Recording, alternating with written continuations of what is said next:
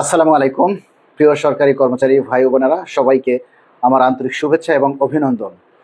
আপনাদেরকে সবসময় যে কথাটা আমরা বলে এসেছি সেটা হচ্ছে, জাতীয় পত্রপত্রিকায় যে নিউজগুলি সচরাচর সরকারি কর্মচারীদের পে স্কেল নিয়ে প্রচার হচ্ছে, আপনারা সেই নিউজগুলি যাচাই বাছাই না করে সেই নিউজগুলিতে কেউ কান দিবেন না। যে নিউজগুলি পত্রিকায় আসে সেই নিউজগুলির সত্যতা কতটুকু, সেই নিউজগুলির সূত্র কি, সেটার সঠিক কোনো নির্ভরযোগ্য সূত্র আছে কিনা, এই জিনিসগুলি জেনে তারপরে আপনারা রিয়াক্ট করবেন। কিছুদিন পূর্বে আপনারা সবাই হতাশ হয়ে পড়েছেন যে পে কমিশন তাদের খসড়া চূড়ান্ত করে ফেলেছে এবং সেটা অর্থ দপ্তরে জমাও দিয়েছেন। এমন তথ্য জাতীয় ভিত্তিক বিভিন্ন টেলিভিশন এবং পত্রিকায় প্রকাশিত হয়েছে। আমি ভোরের আলো কিন্তু সবসময় আপনাদেরকে বলেছি যে এই নিউজগুলি গুজব, এই নিউজগুলির কোনো ভিত্তি নেই, কারণ সেখানে কারো নাম মেনশন করা নেই, না পে কমিশনের, না অর্থ উপদেষ্টার, না অন্য কারো।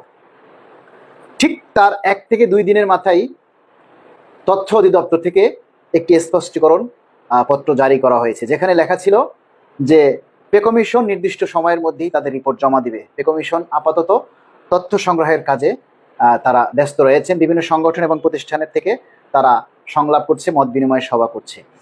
আবার এখন আপনারা বিভিন্ন পত্রপত্রিকায় মাধ্যমে প্রকাশিত হয়েছে এবং আপনারা বলছেন যে নভেম্বরের মধ্যেই উপদেষ্টা পরিষদের যে ক্যাবিনেট সভা সেটা শেষ হয়ে যাবে, এরপরে আর কোনো ক্যাবিনেট মিটিং হবে না। তাহলে পে স্কেলের কি হবে? আমি সেখানেও আপনাদেরকে বলেছি যে যদি ক্যাবিনেট সভা নাও হয় এবং শেষ ক্যাবিনেট সভায় যদি পে স্কেলের অনুমোদন চূড়ান্ত করে ফেলে, তাহলে পরবর্তীতে বা ডিসেম্বরে গেজেট প্রকাশে কোনো বাধা থাকবে না। ঠিক তার কিছুক্ষণ পরেই আমরা দেখতে পেলাম যে অন্তর্বর্তীকালীন সরকারের মাননীয় প্রধান উপদেষ্টার যে verified page, the adviser of government, সেই পেজে বিবৃতি দিয়েছেন যে সরকার পরবর্তী নির্বাচিত সরকার আসার আগ পর্যন্ত তাদের কার্যক্রম অব্যাহত থাকবে। পরবর্তী সরকার আসার আগ পর্যন্ত কিংবা তাদেরকে দায়িত্ব হস্তান্তর দেওয়ার আগ পর্যন্ত সরকারের সকল কার্যক্রম অব্যাহত থাকবে। উপদেষ্টা পরিষদের মিটিং, ক্যাবিনেট সভা, যা কিছু বলেন সব কিছুই অব্যাহত থাকবে, চলমান থাকবে।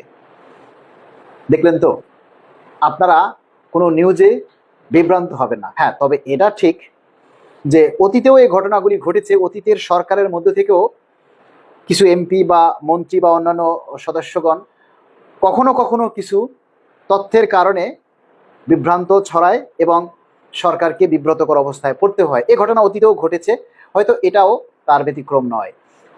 আপনারা জানেন যে পে কমিশন এই 30শে অক্টোবরের মধ্যেই তাদের সকল তথ্য সংগ্রহ, আলোচনা যা আছে সব তথ্য সংগ্রহ শেষ হবে।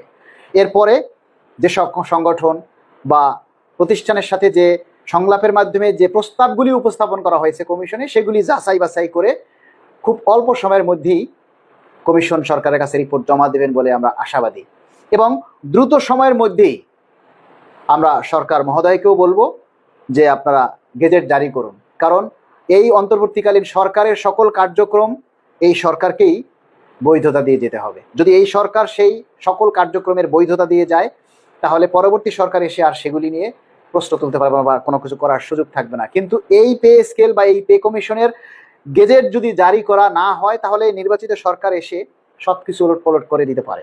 তাই আমরা বলবো, এই অন্তর্বর্তীকালীন সরকার মহোদয়কেই অনুরোধ করব যে আপনাদের পে কমিশনের যে কার্যক্রম সেটা আপনারাই সচল করে যান। আমরা আপনাদের কাছে চিরকৃতজ্ঞ থাকব। 22 লক্ষ সরকারি কর্মচারী এবং তাদের 1 কোটি পরিবার, 1 কোটির বেশিও পরিবার এই কমিশন এবং সরকারের দিকে তাকিয়ে আছে কখন পে স্কেলের গেজেট জারি হবে। কারণ তারা দীর্ঘদিন থেকে কষ্টে আছে, তারা দ্রব্যমূল্যের সাথে তাল মিলিয়ে চলতে পারতেছে না।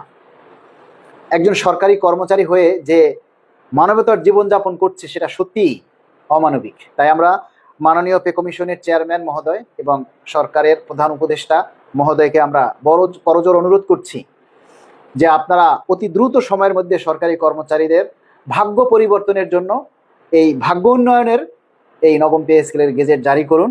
সরকারি কর্মচারীরা এটাই আপনাদের কাছ থেকে প্রত্যাশা করে এবং আপনারা ইতিহাস হয়ে থাকবেন। আর আপনাদেরকে বলবো, পে কমিশনকে একটু সময় দিতে হবে, সরকারকে একটু সময় দিতে হবে।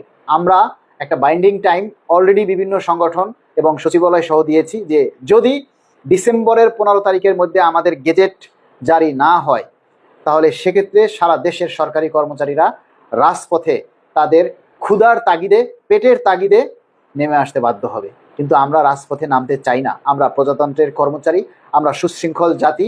আমরা চাই না সরকারের ভাবমূর্তি নষ্ট হোক, কিংবা আমরা চাই না অন্যান্যদের মতো রাজপথে নেমে আন্দোলন করতে। আমাদেরকে বাধ্য করবেন না। সরকারি কর্মচারীরা এখন ক্ষুধার্ত বাঘের মতো।